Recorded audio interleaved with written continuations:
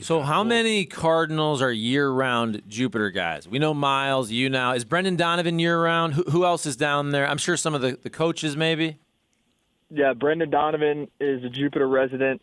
Jordan Walker actually just bought a place during the season down here in Jupiter as well. Nice. So I think I talked to him, he'll be splitting his time kind of back in Georgia and then down here in Florida. Dakota Hudson was a Jupiter resident. I think he's selling his house and moving full-time Kansas City. Former Cardinal Paul DeYoung is still living down in Jupiter. Another former Cardinal that I hung out with yesterday, John Gant, is now a Jupiter resident. So there's a lot of former Cardinals and a lot of current Cardinals that live down in this area. What's up with Paul DeYoung? Do you still keep in touch with him? I've just been texting Paul a little bit. He's actually not down in Florida. He's up north at his barn up in, I think, Wisconsin or something like that, and he's having a good time up there. So yeah, he likes to hunt and do all that stuff, man. Yeah, he'll be back down here, I think, late November. So we'll get back together and hang out a little bit.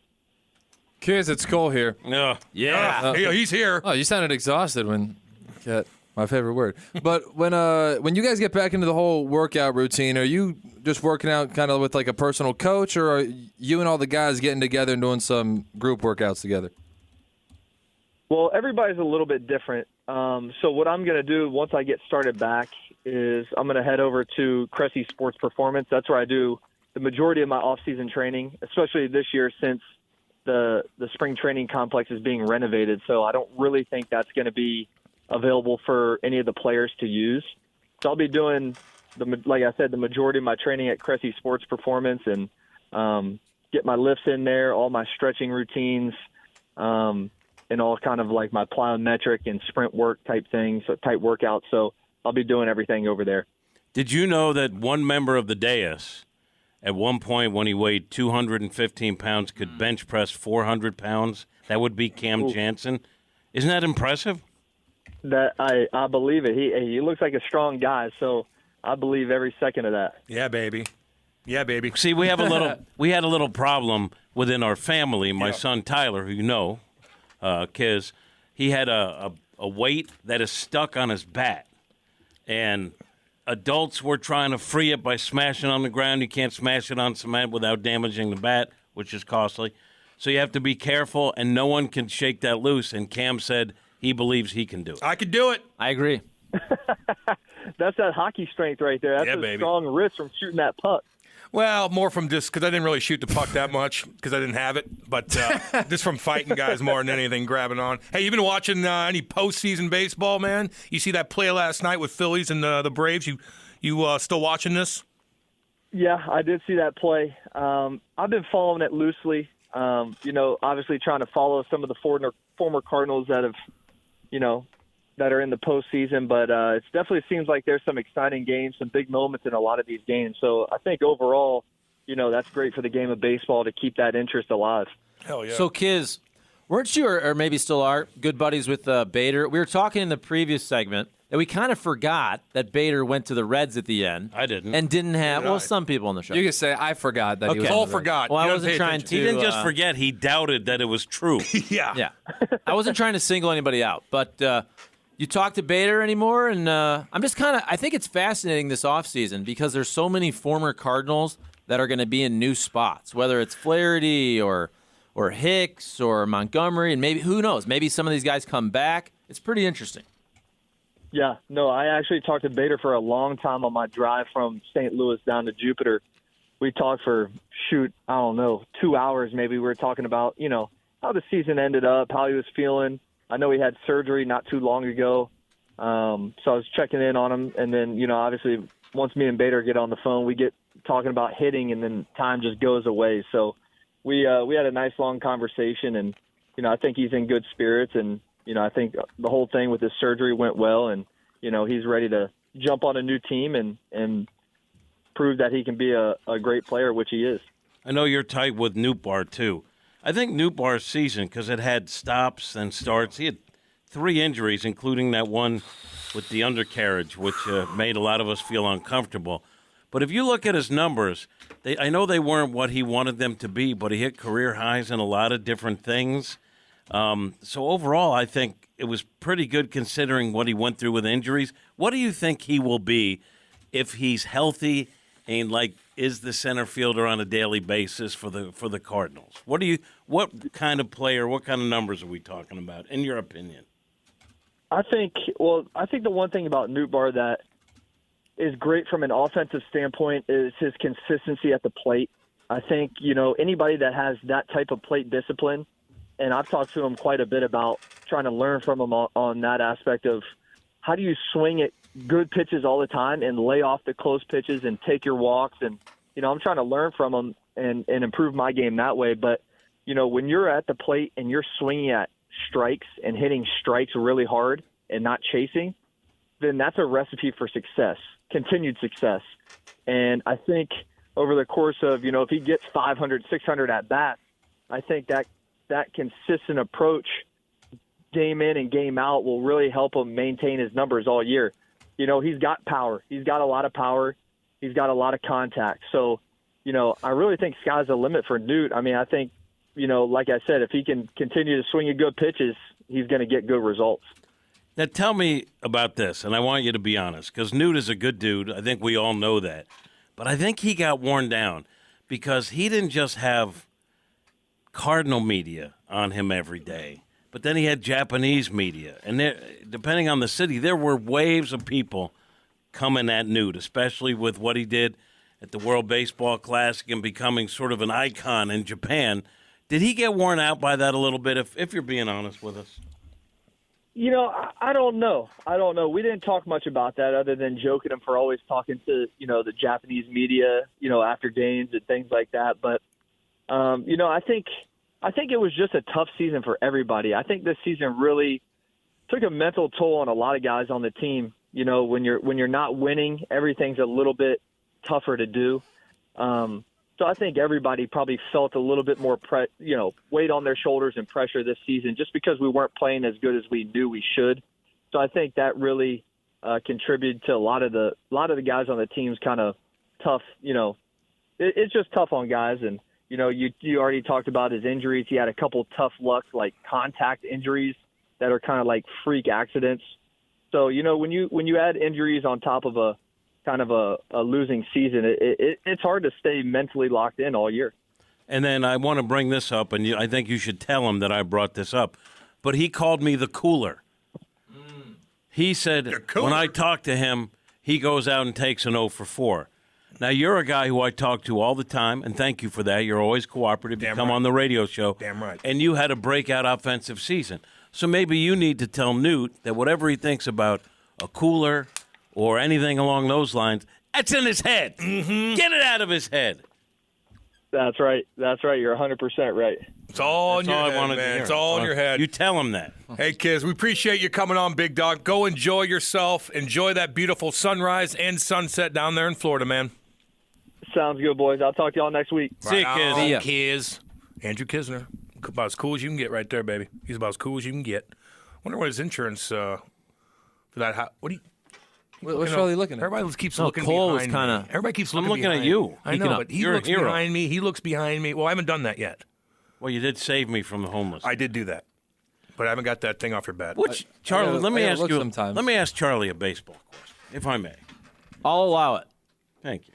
So there's a lot of pieces. If the Cardinals really are serious about getting 2, formerly 3 front starting, Maybe 8. Yeah.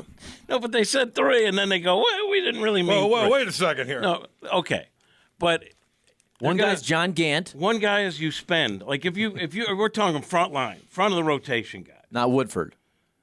Could be. Not some other team's Woodford. Could be. The Orioles' version of Woodford. I just kind of feel like you're gonna get one in free agency, hopefully, right? And then you're gonna have to trade and to get starting pitching, which is a thing every team wants. Every team. Right? You're gonna have to trade pieces that no one wants to see. So as you think about the pieces, do you think teams value Newt as much as Brendan Donovan, or I know his name has been involved in trades before. Which pieces do you think hold the most value in terms of getting a return that could be a frontline starting pitcher? of people that will actually be moved. So I'm not including like a Jordan Walker. Right. I think we'll stipulate when Walker not going anywhere. I would have said Goldie and Arenado. I'm not so sure now exactly about that. But let's just say those two young pieces, Wynn and Walker, off the table. I think other teams will covet Newt almost as much as Brendan Donovan. I think the Cardinals don't want to get rid of Newt, and I think they don't want to get rid of Brendan Donovan, but he's enough like Tommy Edman that you should probably get rid of one of those guys. Good take. And I say that because you have to get pitching.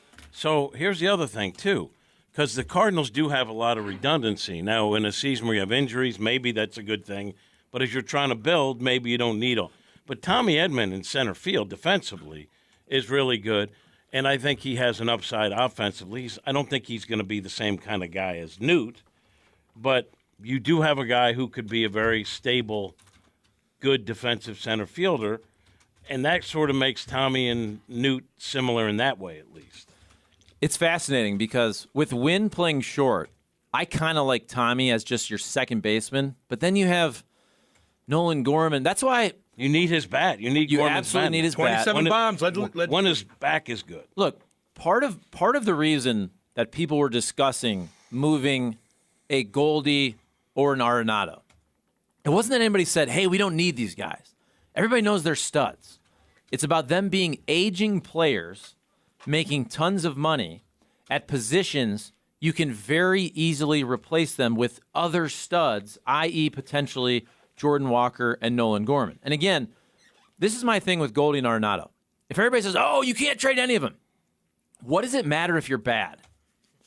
If you can't get the pitching you need to be good, then what the hell does it matter if you have Goldie and Arenado both having good years on crap teams? That will be the case again in 2024 if the Cardinals don't majorly upgrade their pitching. And you know what? If the best way to get that is through one of the older studs instead of one of the younger studs, the Cardinals should absolutely consider that. Here's how I look at it, and I don't disagree with you, but I look at it this way.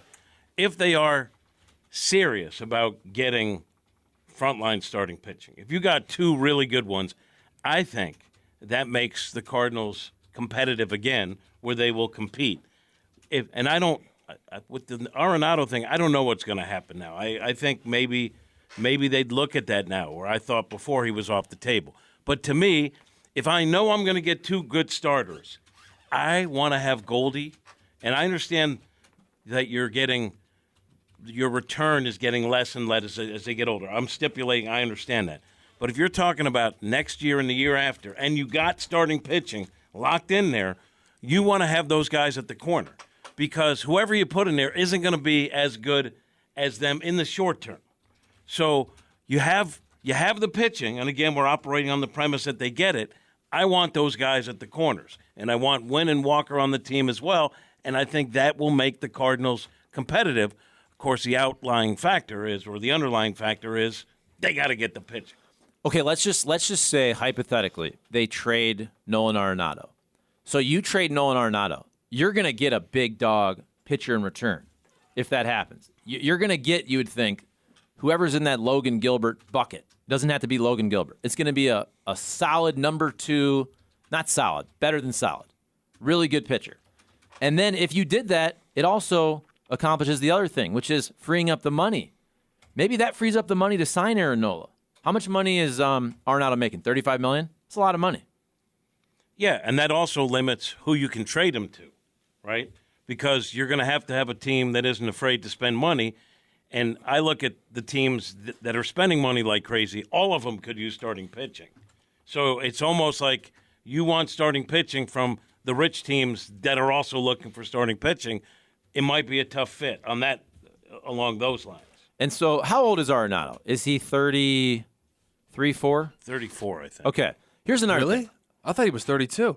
Well, I'm looking it up right now. 33? Let's see. Look Nolan Arenado is... He is 32. He will be 33 basically April next year. Okay. 33. Okay. Here's what I'm saying. In saying this, nobody is saying that Newt and Donovan and Gorman are better than Arenado. But we've all seen this happen before. Would you rather keep the older, more expensive 33-year-old dude, or would you rather keep the younger, cheaper crop of Donovans and Gormans and Newts of the world? The smart baseball play is the tough play. And that's what we see in hockey all the time. Now, hockey's different. You have a salary cap. It's usually smart to part ways with the 33, 4, 5-year-old dude and not pay that guy. Right? Yeah. Except if you have the needs met that you're seeking, which is starting pitching. Because then, listen, whoever we put at third, right, is not going to be as good defensively.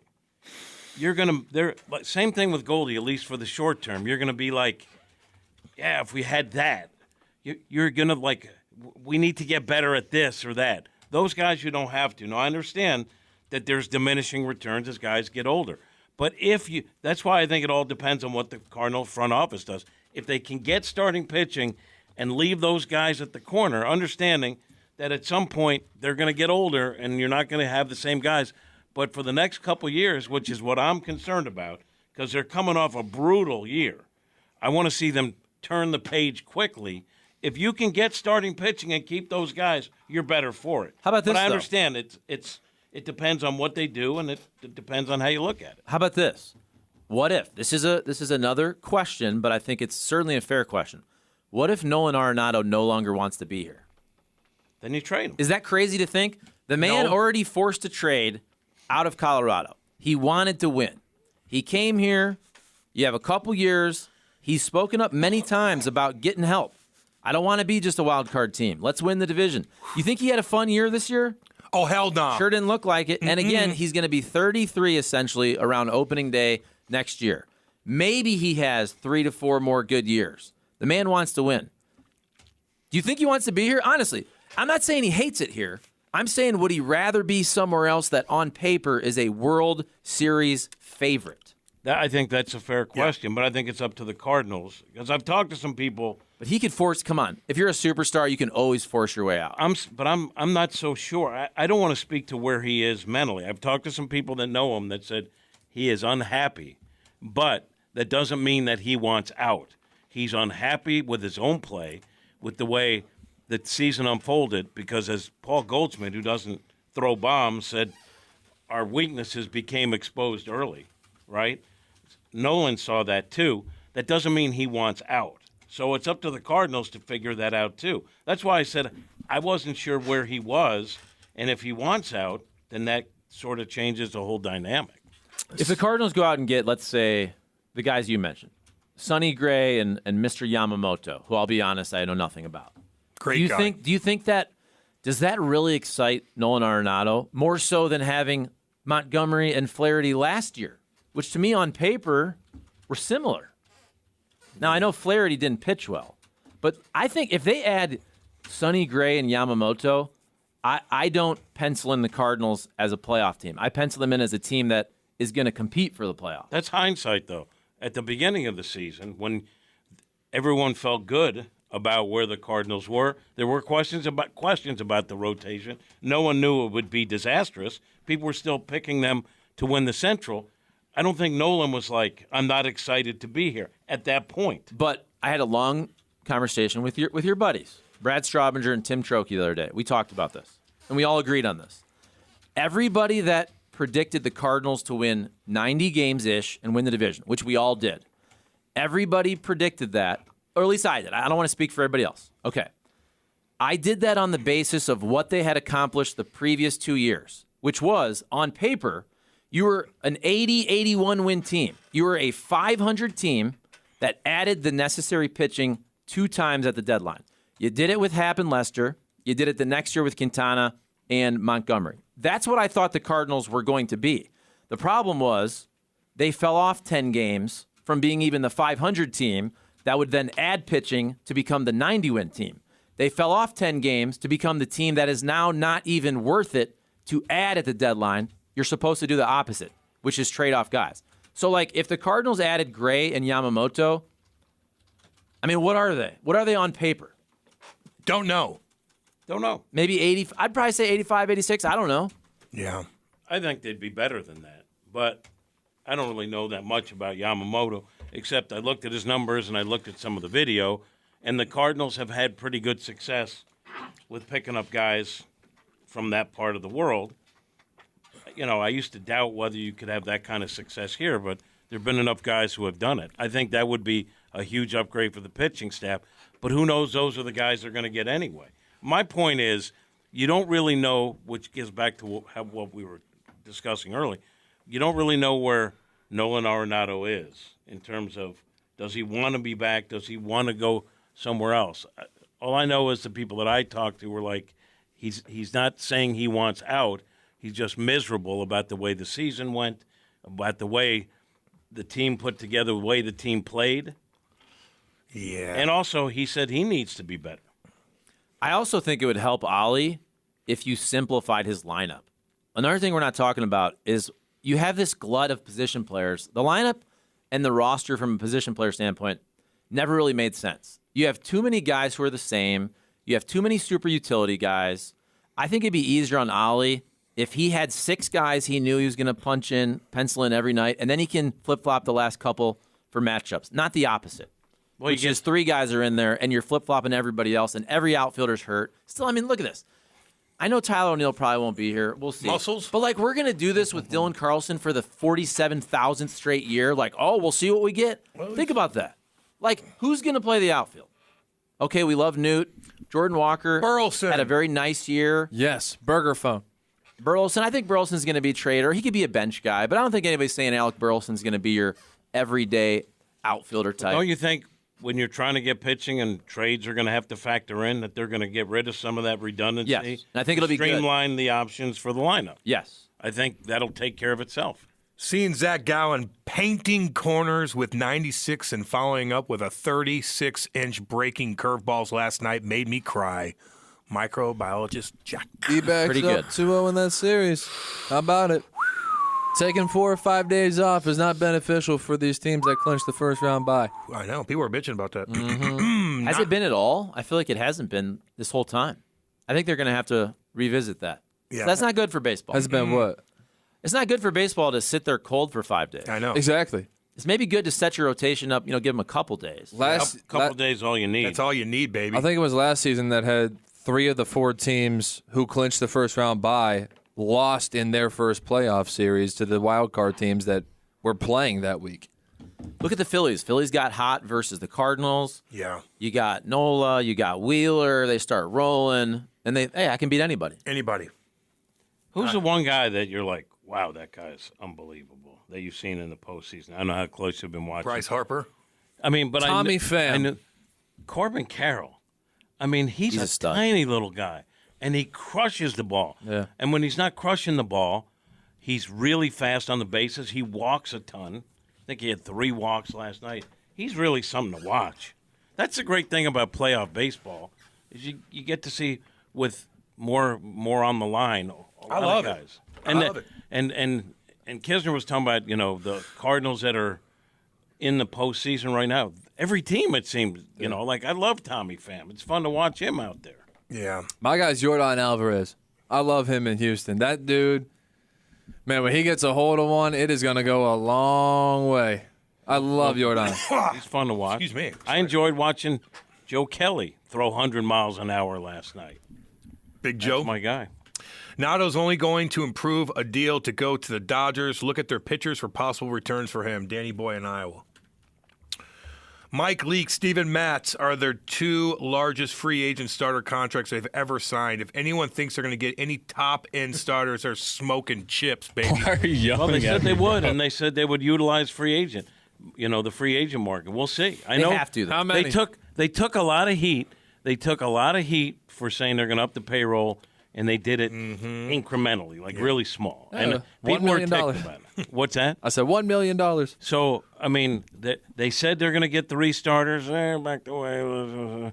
But, I mean, now they're going to have to spend on a free agent pitcher. Wasn't it $1 You're not million? going to trade for 3. That was like $18. Yeah, they got a lot of money coming off the books. So that alone, and also factor into the natural inflation that each MLB team should be spending a little bit more each year. There's a lot of money to be had out there. And so Inflation. The difference, too, with the big market teams. I don't see that out at the grocery store. They could spend a fortune on a frontline starter, and then the guy blows out his shoulder, and they're going to be okay. Other teams can't handle that kind of loss. Don't you think Sonny Gray, I'm looking here, Sonny Gray made $12.7 million this year, and next year will be his age 34 season. Now, I say this relatively speaking. He's not going to get that much. Aaron Nola is going to get a ton. I believe Aaron Nola is 30. And on his peak years, he's much better than Sonny Gray. So, are you saying the Cardinals are going to go cheap? well, I'm saying Sonny Gray is not in the same. He's in the second money tier. Aaron Nola's in the top tier. I don't think Sonny Gray gets a $100 million deal. I mean, he's going to be 34 years old. What does he get? I don't think he does. Maybe.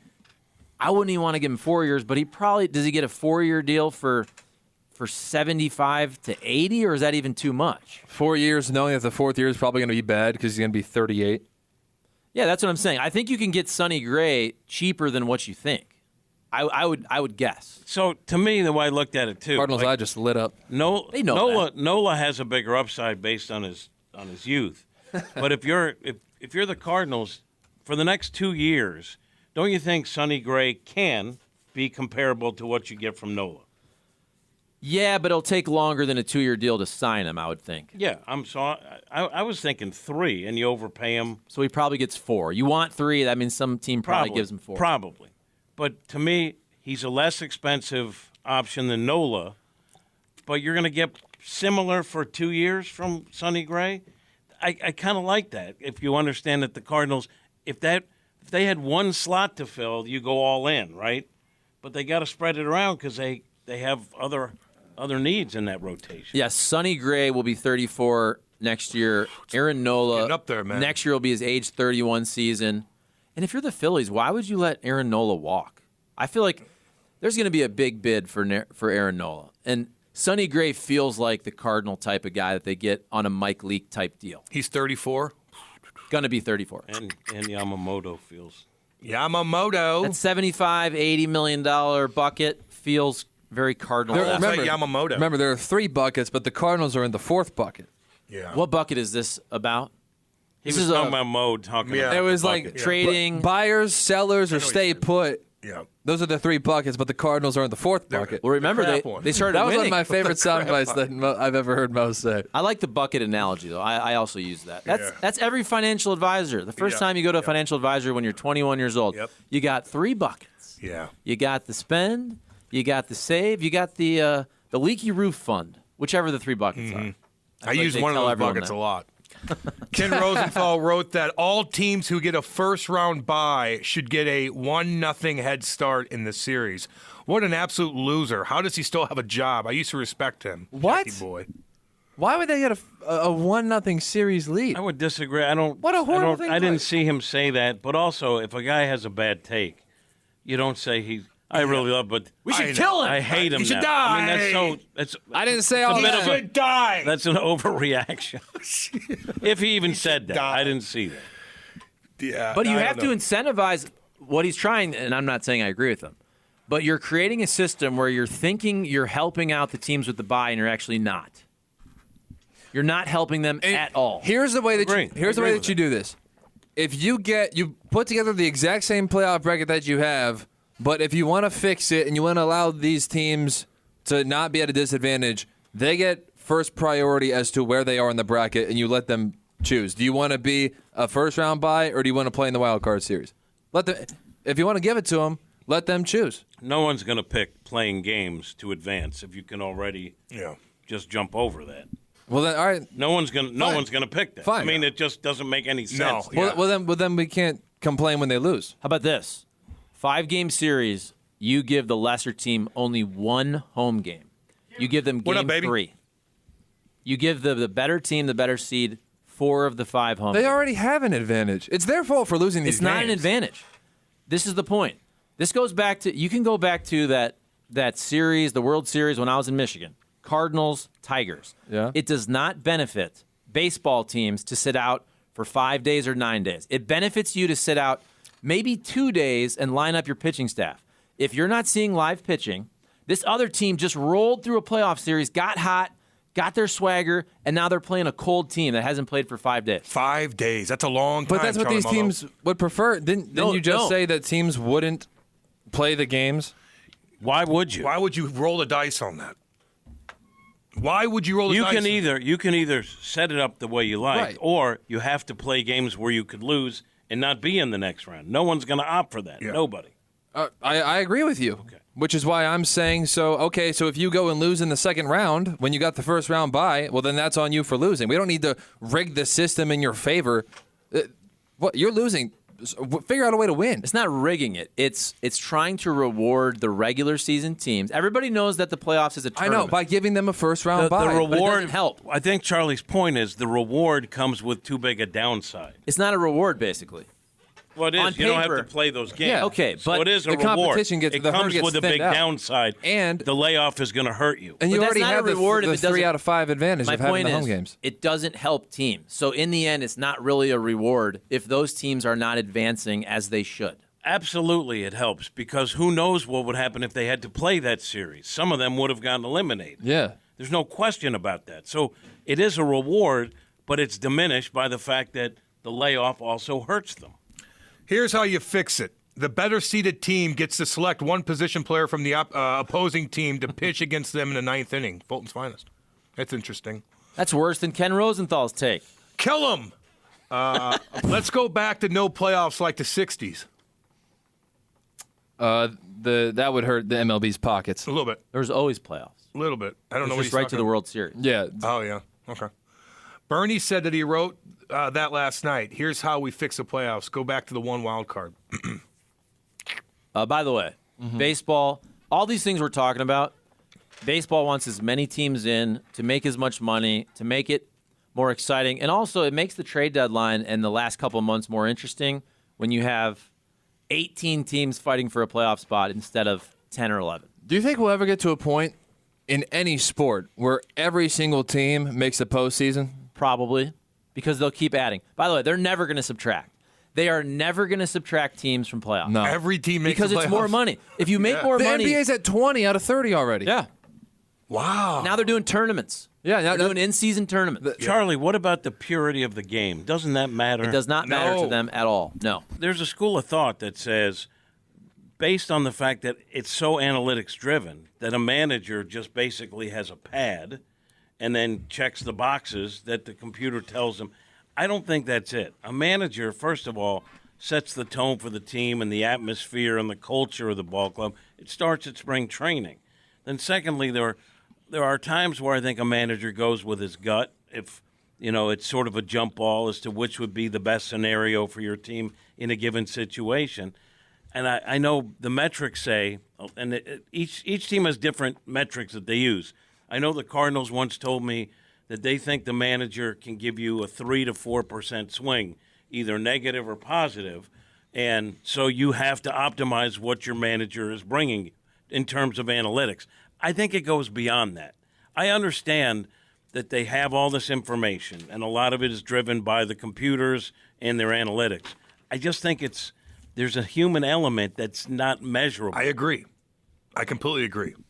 I do. I do think, though, that the reason they're not paid very much is they are not valued clearly as much as a big-time front office guy. Probably not even as much in terms of bringing value to a team as a really good scouting director. I mean, you would be paid more. If there was tremendous value to a manager, those guys would be paid more. I think for the most part, organizations, unless you have an old-school Dusty Baker, but they feel like that manager is relatively speaking replaceable with another organizational type guy. The Cardinals have done that.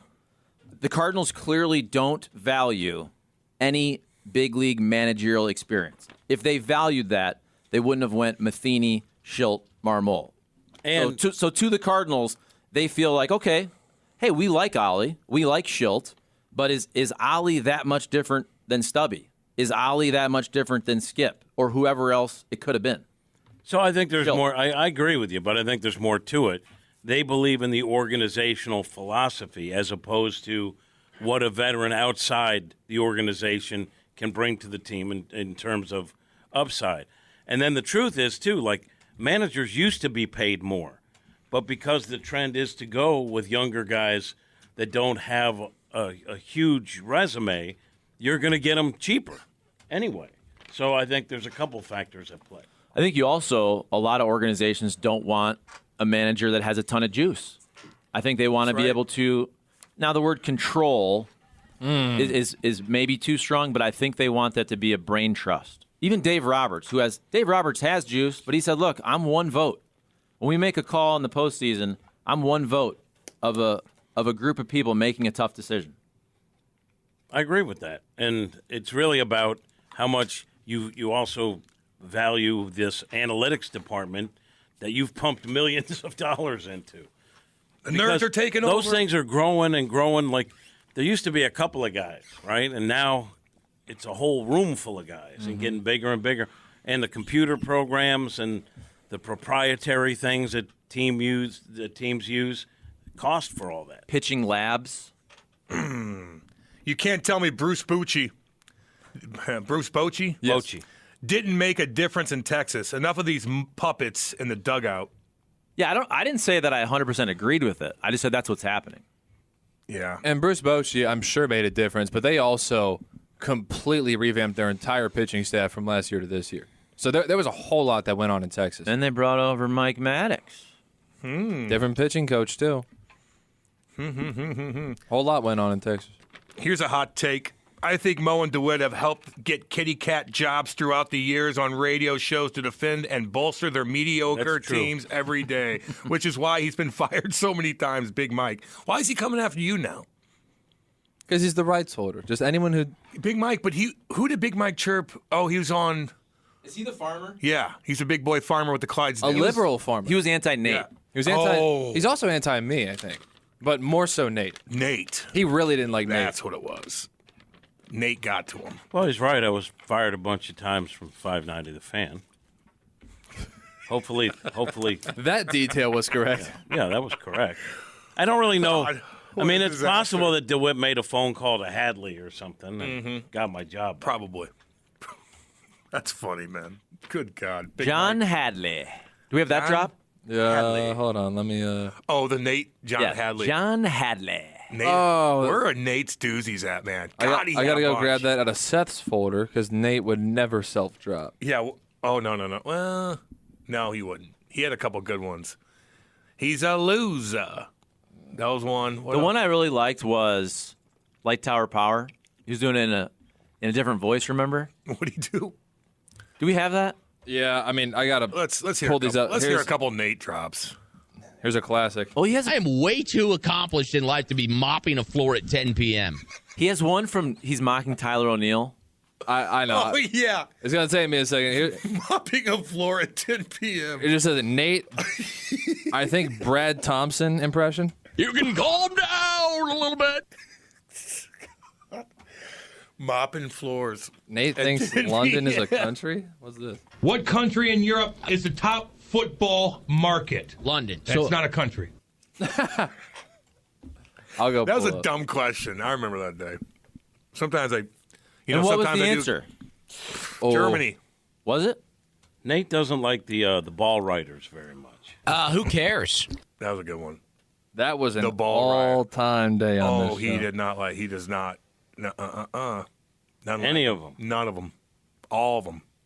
All right, I'll go find the other ones. I know which ones. It's all you want. good. We're chilling, man. Oh, I like. Hold on. I like this one. This is They're hidden. sick human beings. Do you mind if I let my ponytail down?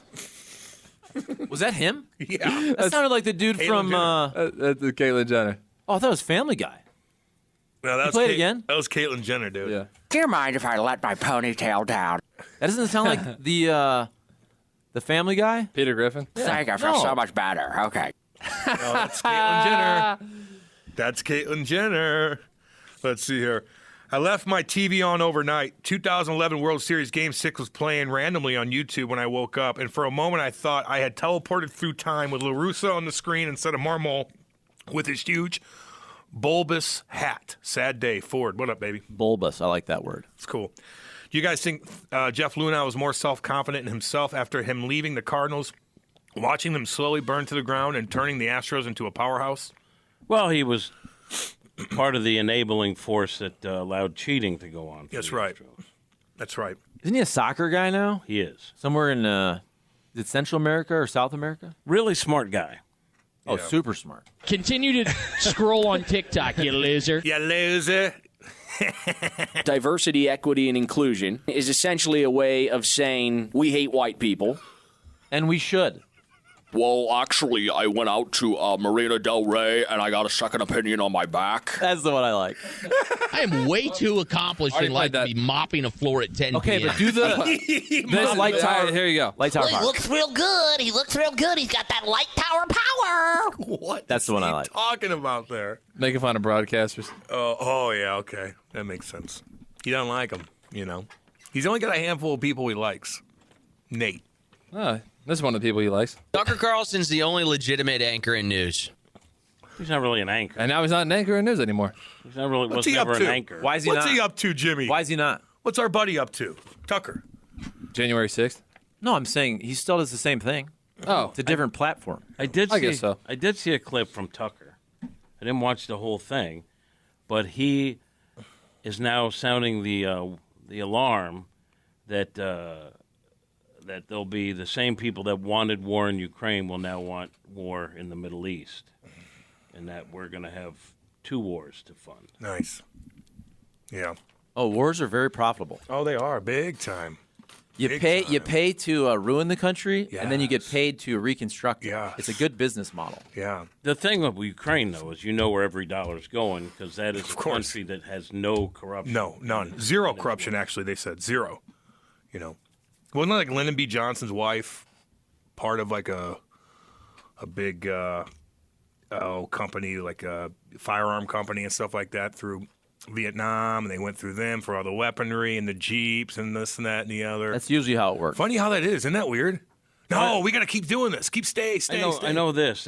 Communism, There bad. were laws enacted that would prevent senators, congresspeople from trading on things where they have inside information. Of course, it's not a real law, and they all still do it now. Yeah. Like, for example, before the pandemic and the shutdown came, they all invested in these tech stocks and made a ton of money. Mm-hmm. That should be illegal. I know. Right in front of our face. It's all good. Engineered Design Facilities, RG Computer Power, and Big Group have successfully completed our phase merger and rebrand, and we are proud to announce we hereby moving forward as EDF Group. EDF Group. That's Chrissy Pondoff right there. God, he's got a lot going on, that guy, man. He has got a lot going on, a lot of good stuff, especially that Illinois Recovery Center, too. But I'm telling you about Engineered Design Facilities. Now it's EDF. It's EDF Group.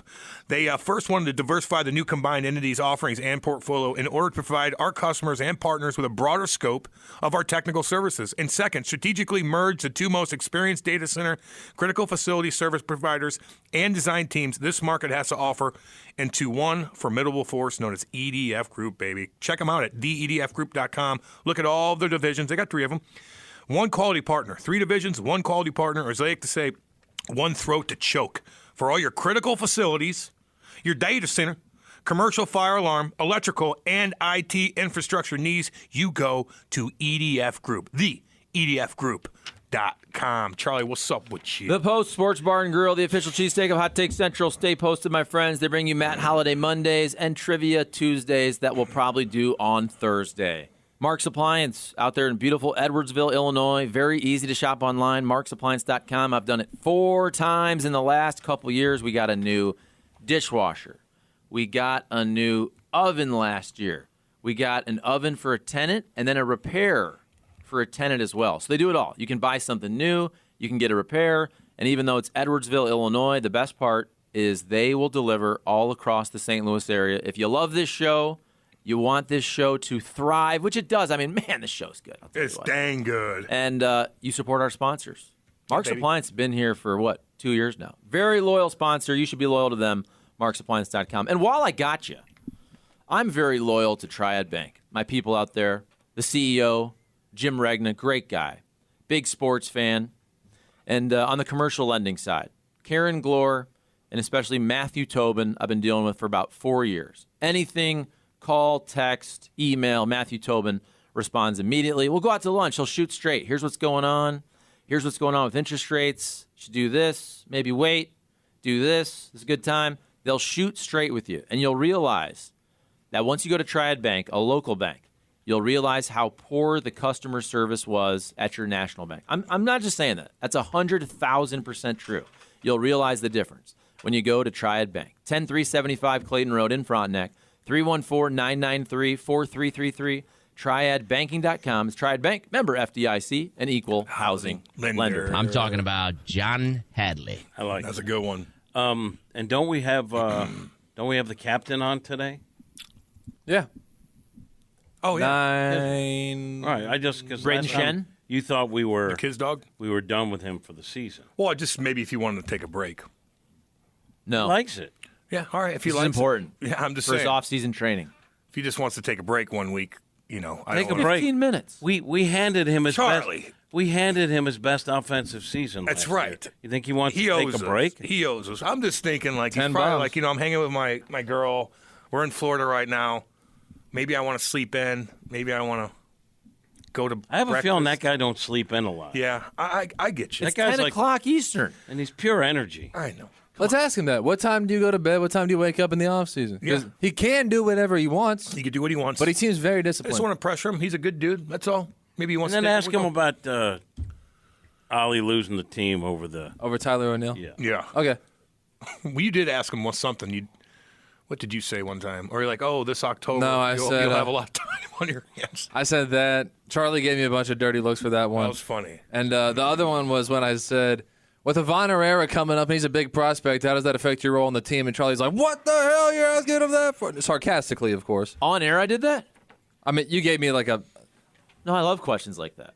Yeah, but you were being sarcastic. You were like, come on, he's never going to come on the show again because you're asking him, like, is he even going to be on the team anymore? I said that? Sarcastically. I love awkwardness. Mm-hmm. Oh, we got plenty of that on this here I show. love long pauses. Oh, God. Mentioning the wrong name of a guest. Oh, God. Oh, has that ever happened? You know what, though? So unprofessional. Kiz gives the right answers, and it's true. Like, Kiz is going to show up every day. He's going to work his ass off. And if that means he's the backup catcher for the Cardinals, fine. And if not, he gets it. He could be the backup catcher for another team next year. He's still going to work his balls off to try to be a big leaguer and make, $750K a year. Man, I got to hit a home run for the boys on the show. Yeah, baby. And I think he did. He's our guy. He's our guy. But Charlie's right. He gives the right answers, and he's never insulted by a question. He's just a good dude. That's why they like having him around. Oh, no, Herrera's back up. He's not moping around. He's doing his normal stuff. Does his thing. That's why they love him. Yeah. That's true. That ain't that ain't performance art for the show. That's who he is. Good morning, gentlemen. Listening to you guys every morning puts a smile on my face and keeps me from being homesick. Science. What's up, baby? And he also that's asked, my guy, Science. He also asked, good morning, Cole. Is the first week of November solid for the listener event? It's 11/11. 11/11. November 11th. It's going to be Mizzou, Tennessee. That's not Science asking that. Yeah, it is. He's going to come from law. Well, Maddie's What? not listening. He ain't listening. Okay, then go ahead. Okay, well, okay. Yeah, I think he's going to come back and say hey to Maddie. Well, if we're going to do, we can't do things that aren't meant for the air on the air and then expect me to know everything that's going all on, good. Cole. Why don't Well, you just drop out of it? We just, when Maddie was here, we didn't want to say it because he said, hey, don't tell Maddie, but I'm going to come surprise him. This has been discussed on the show Yeah, before. but Maddie was here, so I didn't bring it up. But now Maddie's not here. He's probably on a phone call. No, he listens. He's probably in Vegas, too. He's probably somewhere, and he's probably at a cigar. What time is it? 8:50? Yeah, he's at a cigar bar. Sipping whiskey. Is this date in stone so that somebody doesn't book a flight? I know. 11/11. It's 11/11. Good call, Charlie. 11/11. We have received confirmation I from won't the be there. Post Of Creve course I Court can't be. location. You're going to be late. I'll get You're there going to be somehow. late. We're going to be there a while. Even though I dude. pointed out It depends to on the time of the game. Even though I pointed out to the producer. This kind of felt like now or never. You can make it. You go from 10 to 2, and you don't have to stay the whole time, like you said. We're going to be there, dude. I'm digging in. It could be a night game. Yeah. You're gonna Nobody get even in. knows the time of the game. You're gonna have to get me a car service. I hope it's not a night game. Why? Because I like afternoon time. I like to be at my house at night. I do. I'm dead serious. Can you give me that look again of you taking the I can't. the weight It has off to happen the- naturally. Bring that thing in, and I'll do it. Do you think you have a better chance again it done than me?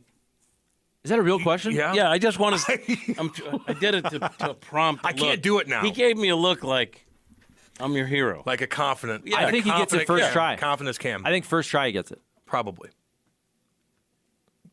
I think if you can't hit do it on the grass out here Yeah, I'll get that damn thing in off one of those flower beds. without screwing up the bat. Do you guys have plan on having Leroy Glover on the show again? Him and Bader were the two best interviews on Hot Take Central history. Yeah, it just sometimes I just mess up. Sometimes I mess up, like I did with Folds of Honor. Bader can catch these nuts. What's he going to get paid? He kind of He was hurt a lot. Yeah, Was he on the Yankees all year? He's banged up. banged up. How's Jack Flaherty? He ended up with the Reds. Yeah, I don't think he did. No, he got he got traded again to the Reds, didn't he? well, he got waived, didn't he? Yeah, and the Reds picked him up. That's right, very end of the year. I can't tell if we're being serious or No, sarcastic. he's so I'm just dead gonna... serious. Harrison Bader's a Cincinnati Red. Okay. I bet you he'll Wanna have bet on it? he'll have a You good don't know career that? still. You want to bet on it? What do you think I'm lying? What do you think I'm doing right now?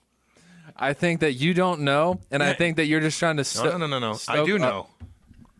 Do you think I'm lying to you? Or Is Harrison Bader on the Reds? what would you think? If Yes. you're looking at Jimmy and I right now, what would you say? Are we bull crapping you? You guys are good with the straight faces, though. So you guys Are could be we, complete. yes or no? You should know Yes this. or no?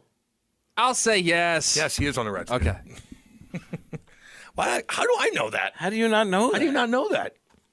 Well, September baseball wasn't something that I was tremendously following, Oh, he especially when it comes to teams. He didn't Not- watch much sports. I know, but things that you hate, you like to hate watch.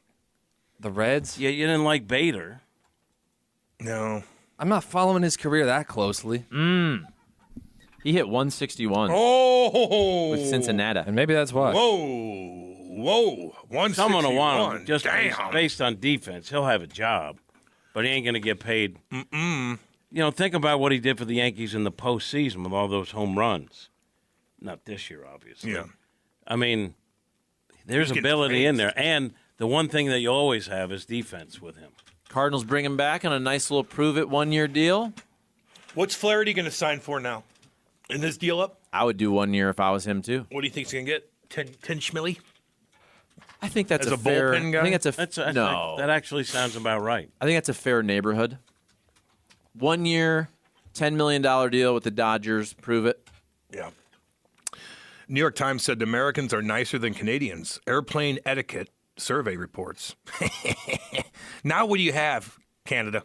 What do you have now? Nothing. Hockey. You have Hockey's in the U.S., baby. You have nothing.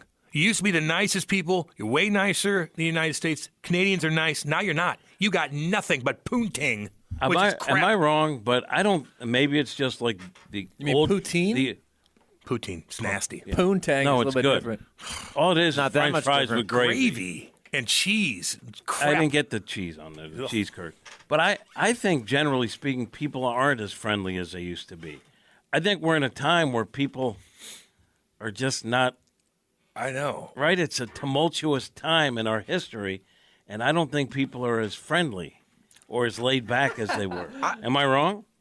I think social media, obviously, but if I go to a gas station out there, somebody's holding the door for me, somebody's doing this, everybody's nice, somebody drops something, people are picking it up.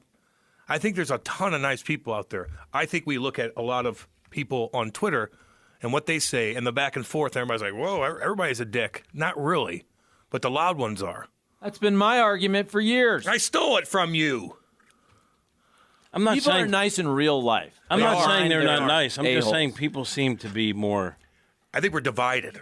We are divided. 100 billion no and question. every single thing. It's either that or that.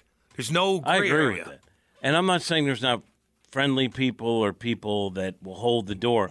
I'm saying generally people are more preoccupied with stuff that frustrates them. Yeah.